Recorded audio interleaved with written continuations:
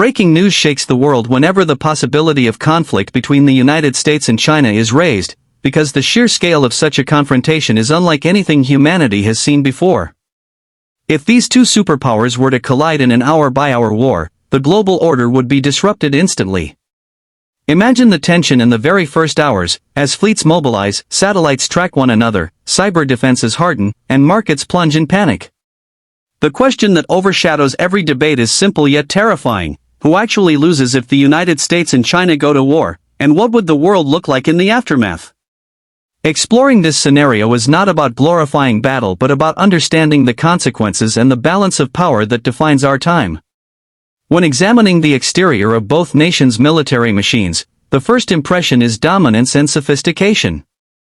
The United States presents itself as a titan of global reach, with aircraft carriers patrolling almost every ocean, stealth bombers capable of striking undetected anywhere on Earth, and allies spread across Europe, Asia, and beyond.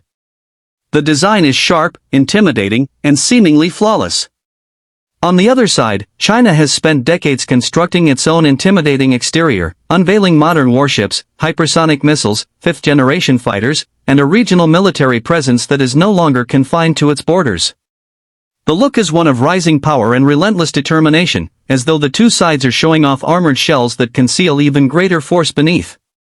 From the outside, both appear unstoppable, but appearances can hide fragility. Inside these great machines, the interior reveals a more complicated picture. For the United States, the interior is marked by deep political divisions, strained resources from decades of overseas commitments, and a growing weariness among its population toward endless conflict. Its strength is real, but its internal wiring is stretched and sometimes unpredictable. China's interior carries its own weaknesses. While the country has advanced rapidly, its economy depends heavily on exports, its energy security is tied to vulnerable supply chains, and its command structure relies on strict centralization that could face enormous stress in a long conflict. Beneath the polished exterior, the interior is more fragile than many assume. Short-term resilience may exist, but prolonged strain could expose dangerous weaknesses. In a war decided hour by hour, what lies inside matters just as much as what is displayed on the outside. The performance of each power on the battlefield is where the clash becomes most visible.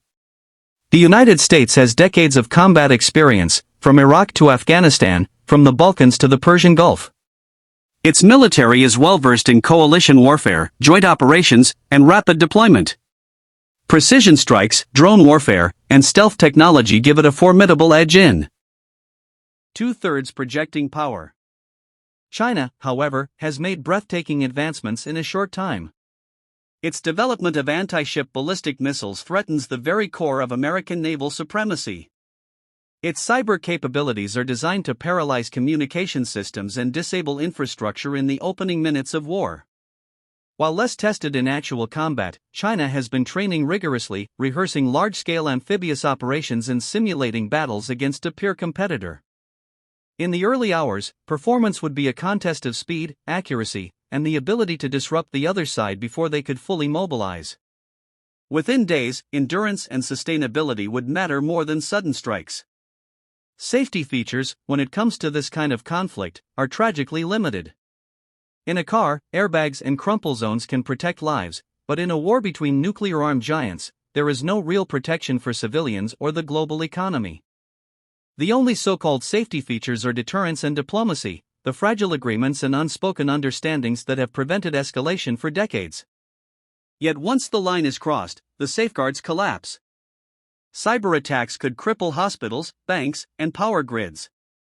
Global supply chains would shatter within hours, leaving food, medicine, and energy supplies in chaos.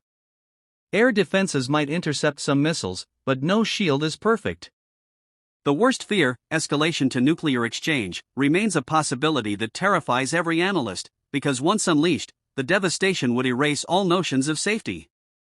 The absence of meaningful protection underscores just how catastrophic even the first hours of this conflict would be. Each side highlights unique selling points to claim superiority in the eyes of the world. The United States emphasizes its global network of alliances, unmatched air power, and the prestige of its technological edge. It prides itself on stealth bombers invisible to radar, carrier strike groups that can project power thousands of miles from home, and battle-tested command structures that can adapt quickly. China emphasizes its manufacturing capacity, the speed of its military modernization, and the overwhelming advantage of proximity in a Pacific conflict. Its missile systems, built to deny American forces easy access to its coastline, are marketed as game-changers. Its ability to mobilize millions in support roles adds weight to its war effort.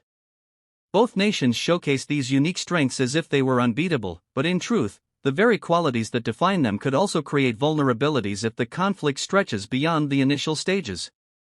The price of such a war is perhaps the most devastating factor to consider. For the United States, the financial cost would run into trillions of dollars. Markets would collapse, alliances could fracture under pressure, and domestic unity could erode further. For China, the collapse of exports would devastate its economy, energy. 3/3 shortages would cripple industry, and internal unrest could erupt if the war dragged on. For the rest of the world, the price would be unbearable: global recession, mass unemployment, supply shortages, and a humanitarian crisis spanning continents. Oil and gas prices would skyrocket, trade routes would close, and developing nations would face famine. Hour by hour, the cost would escalate until the entire global system buckled under the strain. Unlike wars of the past, where the victors at least claim spoils, this conflict offers no prize worth the devastation. As the hours pass in this imagined war, the sequence of consequences becomes clearer. In the first hour, cyber strikes and missile salvos shatter confidence worldwide. By the 12th hour, global markets are in free fall, and panic buying empties shelves. By the first day's end, naval skirmishes and air battles test the limits of advanced weapons systems. In the following days, escalation threatens to cross lines that no one dares imagine, as the temptation to strike deeper grows. Each passing hour is not a march toward victory but a descent into greater chaos. Every calculation reveals that in a prolonged confrontation, both sides bleed and neither walks away whole. The true losers are not just the nations involved but the billions who depend on a stable global system for survival. The conclusion to this grim scenario is unavoidable. There are no winners in a direct war between the United States and China. Both would emerge shattered, their militaries damaged, their economies broken, and their societies scarred. The ripple effect would engulf the entire world, leaving no nation untouched. The most important lesson is that the cost of such a war is far greater than any possible gain. Diplomacy, restraint, and balance of power remain the only rational choices, because the alternative is mutual destruction. Hour by hour, the imagined war proves itself not a path to dominance but a guarantee of loss. In the end, the world would not ask who won, but rather how humanity allowed itself to come so close to annihilation.